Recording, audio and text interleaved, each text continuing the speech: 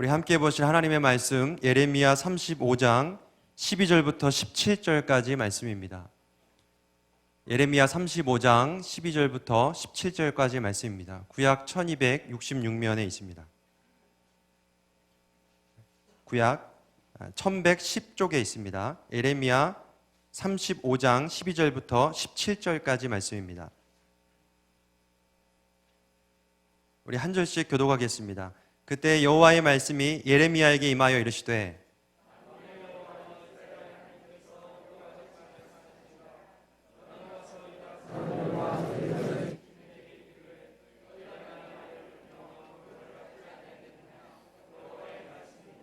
레갑의 아들 요나답이 그의 자손에게 포도주를 마시지 말라 한 그 명령은 실행되도다.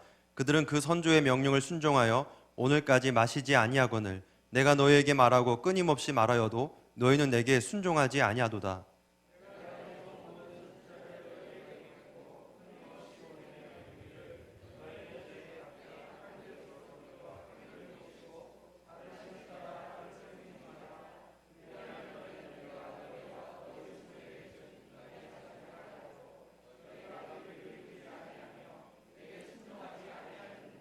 레갑의 아들 요나답의 자손은 그의 선조가 그들에게 명령한 그 명령을 지켜 행하나 이 백성은 내게 순종하지 아니하도다. 그러므로 만군의 여호와 이스라엘의 하나님께서 이와 같이 말씀하시느니라. 보라, 내가 유다와 예루살렘의 모든 주민에게 내가 그들에게 대하여 선포한 모든 재앙을 내리리니 이는 내가 그들에게 말하여도 듣지 아니함이며 불러도 대답하지 아니함이니라 하셨다 하라. 아멘. 이 시간 하나님의 말씀에 충성하는 그리스도인이 되라라는 제목으로 말씀을 나누겠습니다. 고려 말기에 조선 건국을 바로 앞두고 있었던 일입니다. 고려의 충신 정몽주가 조선 건국을 끝까지 완강하게 반대를 하고 있었습니다. 그러니까 이 이성계의 다섯 번째 아들이죠. 이방원이 정몽주를 회유하기 위해서 시조 한 편을 지어서 이렇게 읊습니다. 이런들 어떠하며 저런들 어떠하리. 만수산 드렁치기 얽혀진들 어떠하리. 우리도 이같이 얽혀져 100년까지 누리리라. 이 시조 제목이 뭐죠? 잘 아시는 것처럼 하여갑니다. 쉽게 말하면 인생 어렵게 살지 말고 우리랑 같이 한 편이 되어서 평생 행복하게 한번 살아보자. 이러면서 조선 건국에 동참하라고 회유를 하죠. 그런데 이 고려의 충신 정몽주는 여기에 이렇게 응답하는 그런 시조 한 편을 지어서 읊습니다. 이 몸이 죽고 죽어 100번 고쳐 죽어 백골이 진토되어 넋이라도 있고 없고 임향한 일편단심이야 가실 줄이 있으랴. 유명한 시조죠. 이 제목은 뭐죠? 단심가라는 그런 시조입니다. 나는 100번을 죽어도 우리 고려 왕조만 섬길 것이다. 고려 왕조를 향한 내 마음은 일편단심이다. 그런 뜻입니다. 결국에는 이 이방원이 정몽주를 설득할 수 없겠구나라는 생각을 하고 부활을 시켜서 선주교라는 곳에서 죽이게 되죠. 그래서 이 정몽주는 고려의 충신으로 충성을 다한 인물로 역사의 길이 남게 됩니다. 오늘 본문을 보면 이 정몽주와 같이 충성을 지켰던 사람들이 등장을 합니다. 바로 레갑 자손들이라는 사람들인데요. 16절을 보면 레갑의 아들 요나답의 자손들이다 이렇게 호칭을 했습니다. 그렇다면 이 레갑 자손들은 어떤 사람들인가? 이 레갑 자손들은 이 정몽주처럼 충성을 다했던 그러한 사람들입니다. 이 레갑 자손들은 가문 전체가 자기 선조인 요나답의 명령에 충성을 다했던 그러한 한 가문을 일컫습니다. 본문 앞에 바로 앞에 보면 1절부터 11절까지의 이 한 에피소드를 통하여서 레갑 자손들이 누구인지를 이렇게 소개합니다.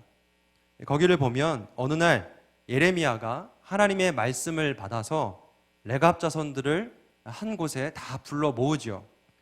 그리고 이 포도주가 가득한 이 항아리와 그리고 이 술잔을 잘 차려놓고서는 이 포도주를 다 마시라고 그렇게 권고합니다. 그러자 레갑 자손들은 이 예레미야의 권고를 정중하게 거절하면서 이렇게 말하죠. 우리 요나답이라는 선조가 있는데 그 선조께서 이 포도주를 영원히 마시지 말라라는 그러한 명령을 내렸다는 거예요. 그래서 이 명령을 지키기 위해서 우리는 지금까지 포도주를 마시지 않고 있습니다. 그렇게 거절하는 이유를 밝힙니다. 여러분, 그렇다면 이 레갑 사람들의 선조 또 요나답이 누구인지를 알아야겠죠. 요나답이 누구입니까?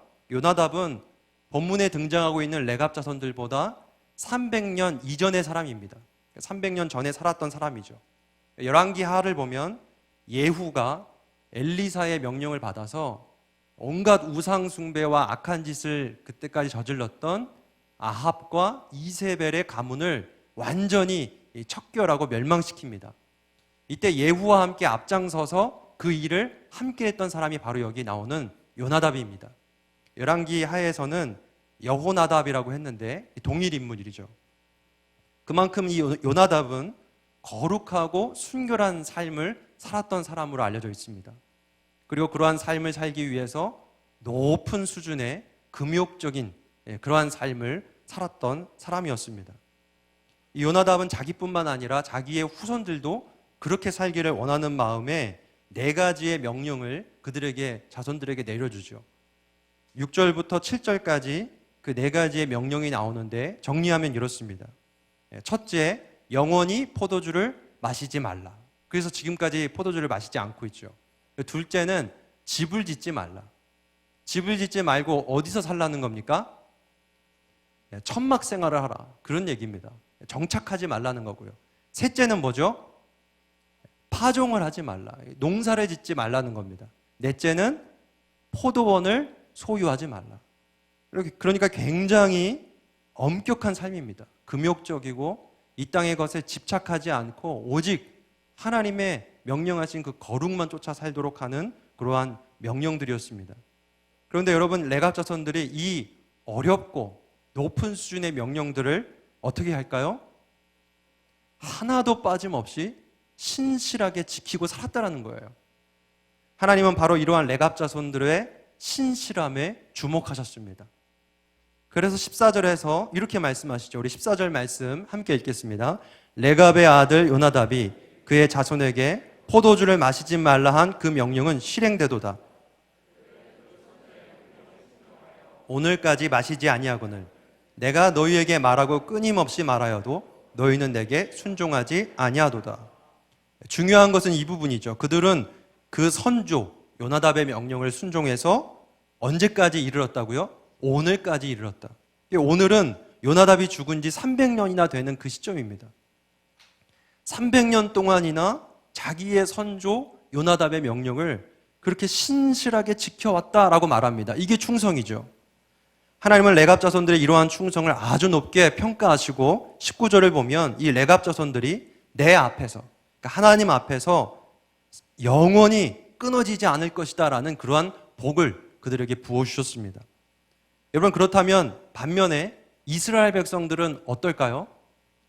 레갑 자손들이 끝까지 순종했다면 이 이스라엘 백성들은 어떻게 했을까요? 오늘 본문 내용을 보면 끝까지 순종하지 않습니다. 14절 끝에 보면 내가 너희에게 말하고 끊임없이 말하여도 너희는 내게 순종하지 아니하도다. 끊임없이 순종하지 않죠. 15절에 너희가 귀를 기울이지 아니하며 내게 순종하지 아니하였다. 귀도 기울이지 않고요. 16절에 이 백성은 내게 순종하지 아니하도다. 17절에 이는 내가 그들에게 말하여도 듣지 아니하며 불러도 대답하지 아니함이라.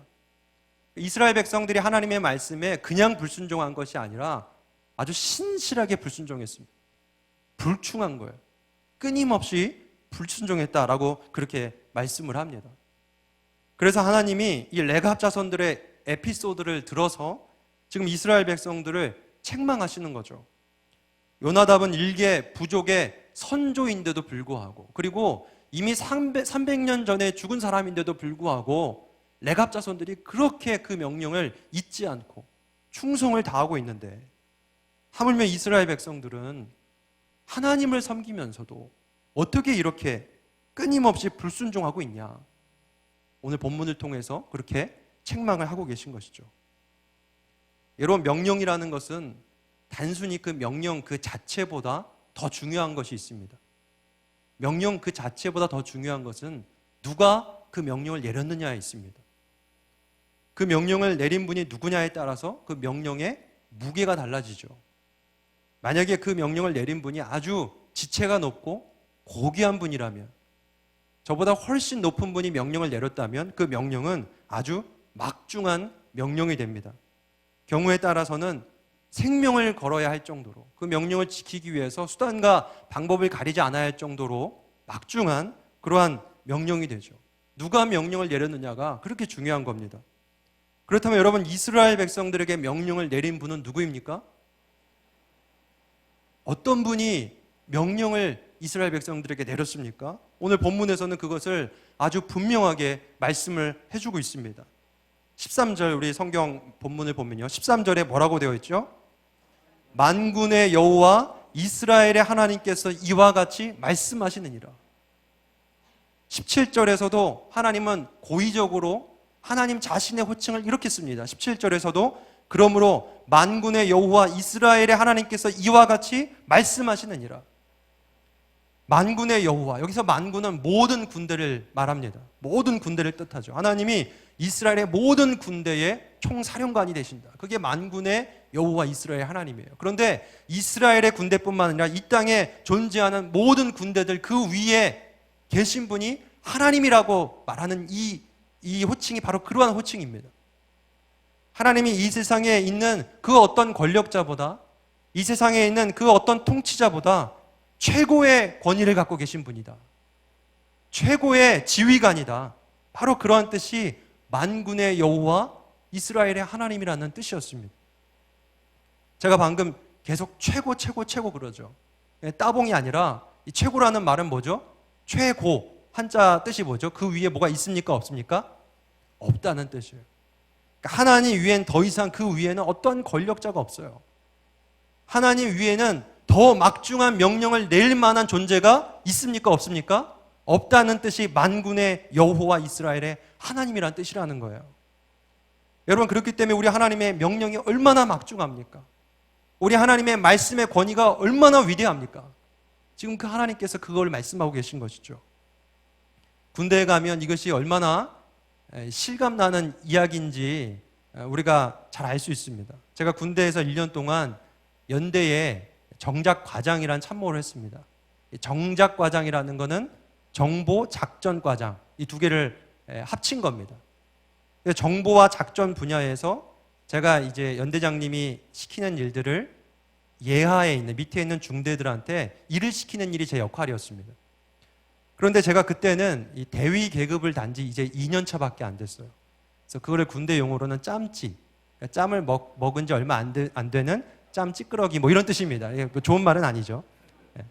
근데 이제 제 짬찌로서 제 밑에 있는 그 중대장들은 실질적으로는 저보다 계급이 더 높은 거예요. 그러니까 다 선배들입니다. 그래서 제가 선배님 이거 해야 됩니다. 그러면 선배들이 야, 그거 꼭 해야 돼? 우리 바쁜 거 안 보여? 뭐 이런 식으로 이제 삐대는 거죠. 그래서 제가 이제 머리를 써서 어떻게 말하면 이 중대장이 듣냐면은, 아, 이거 연대장님 지시사항입니다. 제가 속한 부대가 이제 연대인데, 연대에서 가장 높은 분이 누구죠? 이 정도는 알죠. 군대 안 갔다 오셔도. 연대에서 대빵은 누굽니까? 연대장이죠. 그 위에는 없습니다. 연대장이 대령인데 대령보다 높은 존재는 우리 부대에 없었습니다. 연대장님 지시사항입니다. 연대장님 명령입니다. 그러면 이 중대장들에게 없던 믿음도 생깁니다.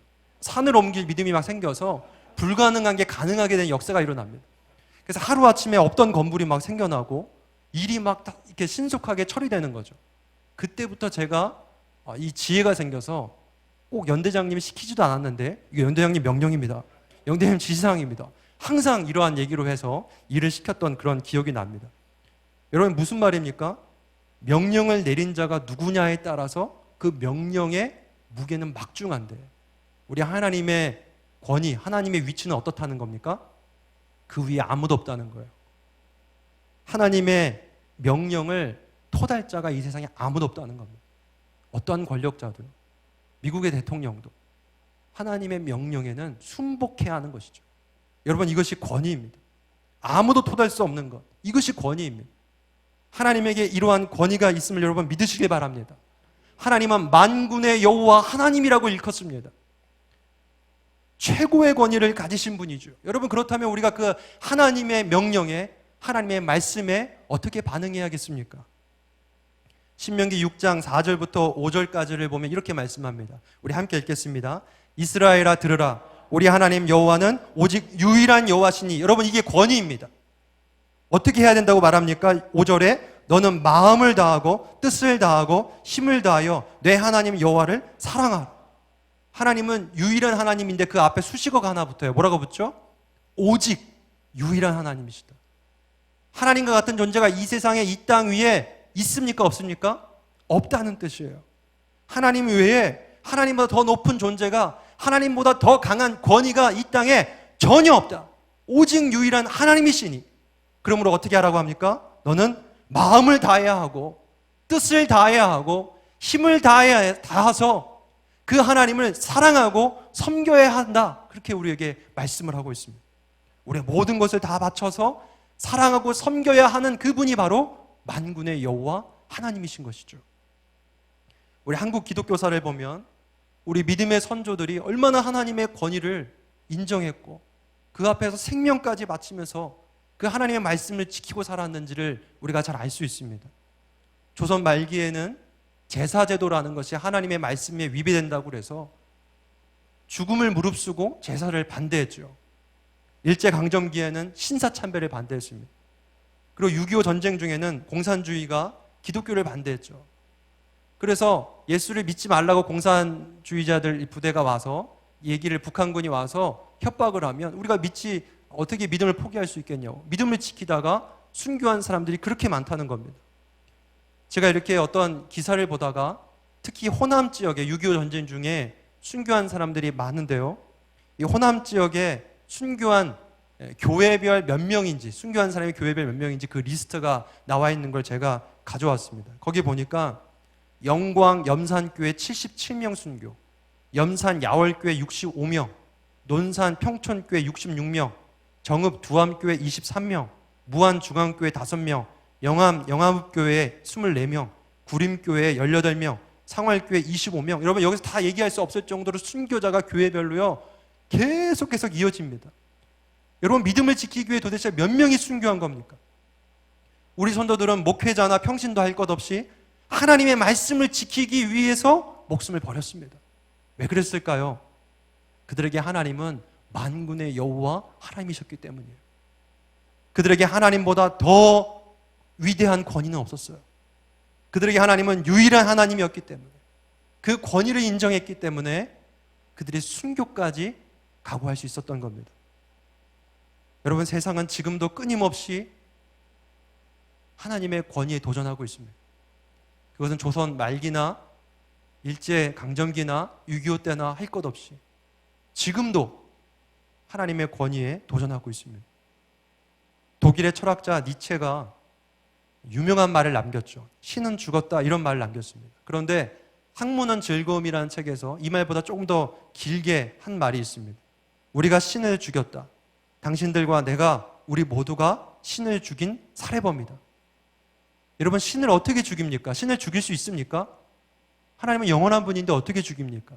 이 말은 신을 죽였다는 말이 아니라 우리가 하나님의 권위를 무너뜨렸다는 겁니다.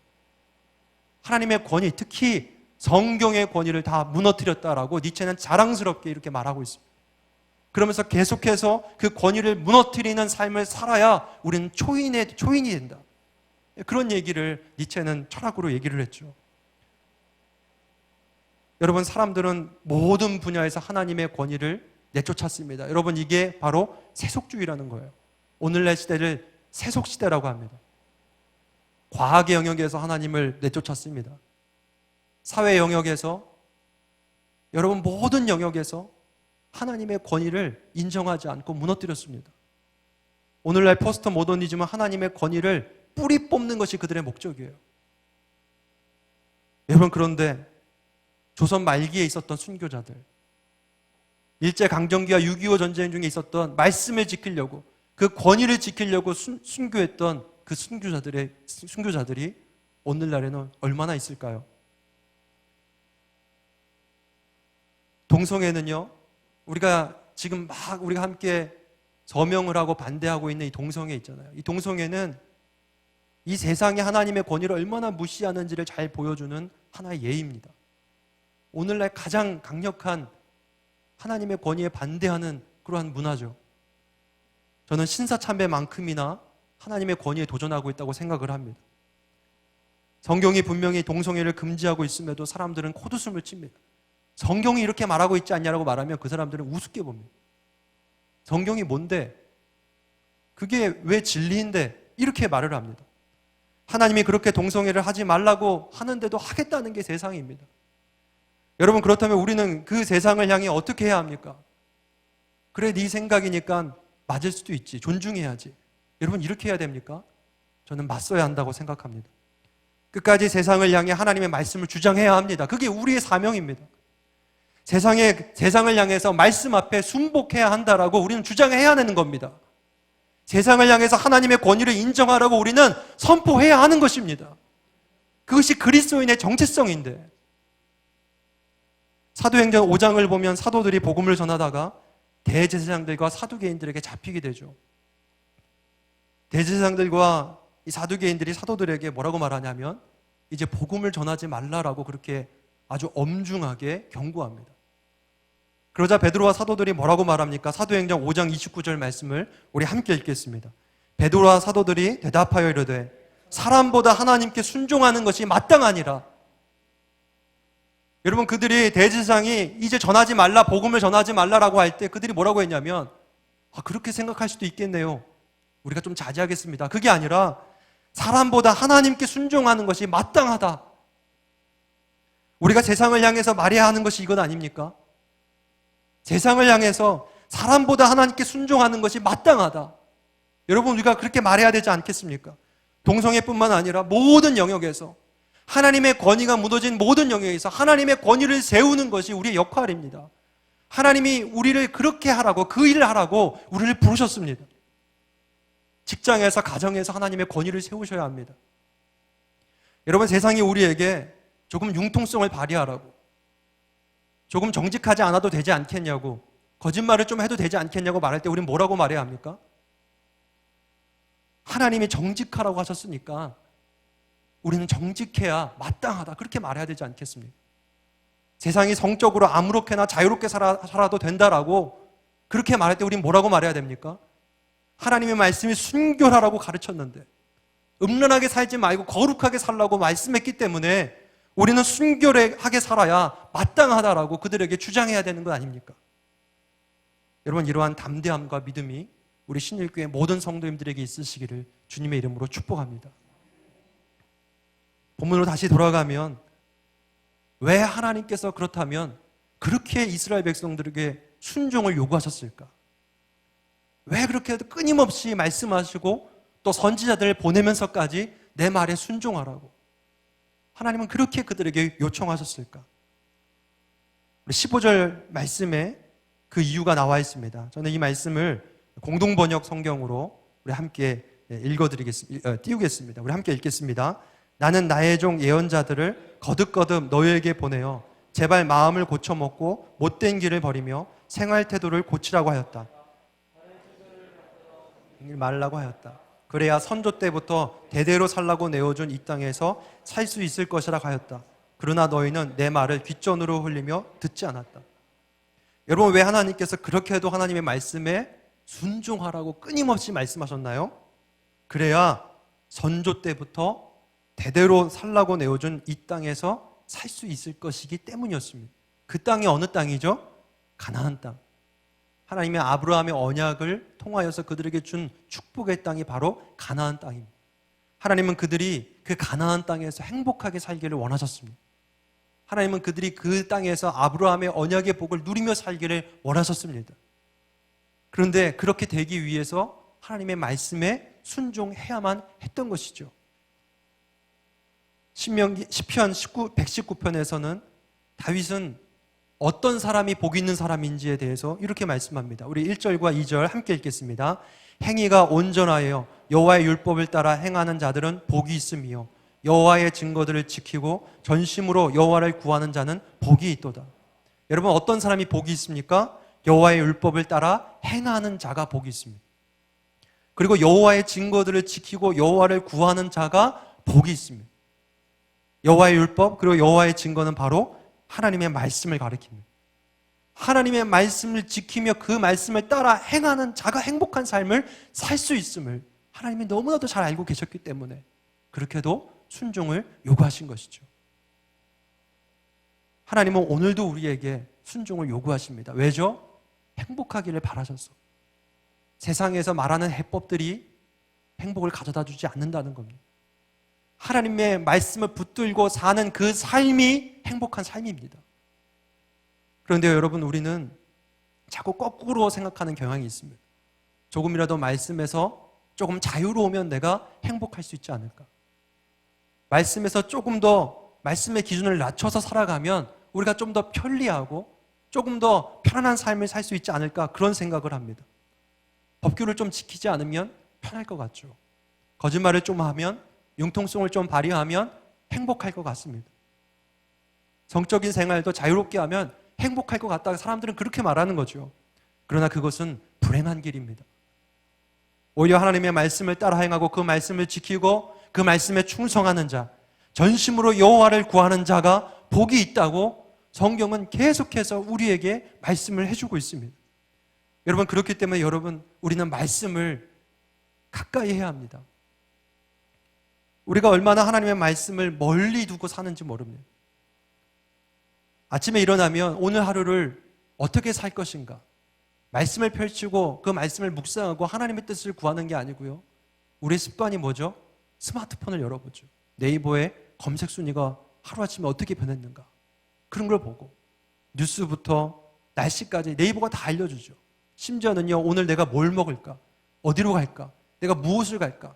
네이버 선생님께 물어보면 네이버가 너무나도 우리에게 친절하게 다 알려줍니다. 그래서 우리 손에는 이 핸드폰이 끊이지 않고 우리 손에 있는 거예요. 여러분, 스마트폰을 많이 본다라는 것이 문제라는 것이 아니고요. 그 스마트폰을 들고 있는 시간과 하나님의 말씀을 묵상하는 시간을 비교해 보세요. 여러분, 하나님의 말씀은 그것에 비해서 얼마나 묵상하고 계십니까? 하나님 앞에 홀로 앉아서 하나님의 음성을 들으려고 조용하게 침묵하고 그 말씀을, 그 음성을 기다리는 시간은 얼마나 할애하고 있습니까? 제가 신방을 해보면요, 그냥 조금 정도가 아니라 아예 없는 분들이 엄청 많습니다. 특별히 코로나19를 지나면서요, 기도와 말씀의 시간을, 그 말씀과 기도의 시간에 정해놓던 기준을요 다 내려놓고 자꾸 다른 생각만 하는 거예요. 다른 거에만 집중하는 그런 분들이 많이 있습니다. 유발 하라리라는 사피엔스라는 책을 쓴 아주 유명한 작가죠. 이 유발 하라리가 몇 년 전에는 호모데우스라는 책을 썼습니다. 이 책에서는 사람들이 점점 인공지능 데이터라는 것을 신으로 섬길 거다, 이 데이터라는 것을 숭배하는 날이 올 거다, 그렇게 예언을 했습니다. 그래서 이 유발 하라리는 그냥 데이터교 이렇게 얘기를 하거든요.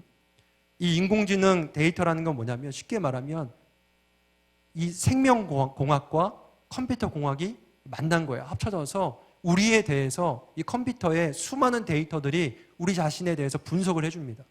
그러니까 우리 자신을 나보다 더 잘 아는 게 컴퓨터가 되는 거예요.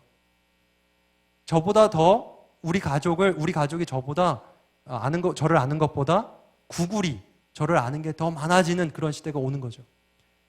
그래서 사람들이요, 누구와 결혼할지 구글한테 물어본다고 합니다.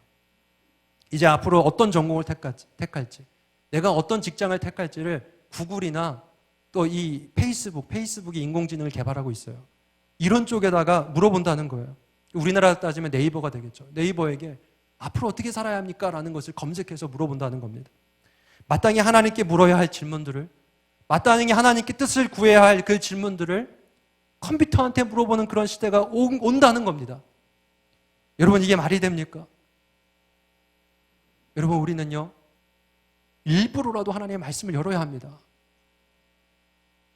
말씀을 펼쳐야 합니다. 여러분, 말씀에 생명을 걸어야 합니다.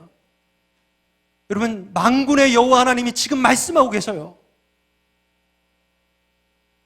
최고의 권위자가 말씀하고 계시고 끊임없이 말씀하고 계시는데 여러분, 귀를 어디다 열고 계십니까? 하나님께서 여러분들에게 좀 내 말을 들어보라고, 내 말에 좀 귀를 기울여 달라고 지금도 말씀하고 계십니다. 여러분, 스마트폰을 단 하루만이라도 내려놔 보세요. 하나님의 말씀에 조용히 귀 기울이는 시간을 가져보시길 바랍니다. 분명히 하나님이 말씀하실 겁니다. 여러분들의 인생을 좌우하는 것은 구글이 아닙니다. 하나님이 여러분들의 인생을 인도하십니다. 하나님의 말씀에 내 모든 것을 걸고 생명까지라도 걸고 충성하는 자에게 하나님이 약속하신 그 복을 주신다는 그 믿음으로 말씀을 펼쳐서 읽고 묵상하는 우리 신일교회 사랑하는 성도들 되시기를 주님의 이름으로 축복합니다.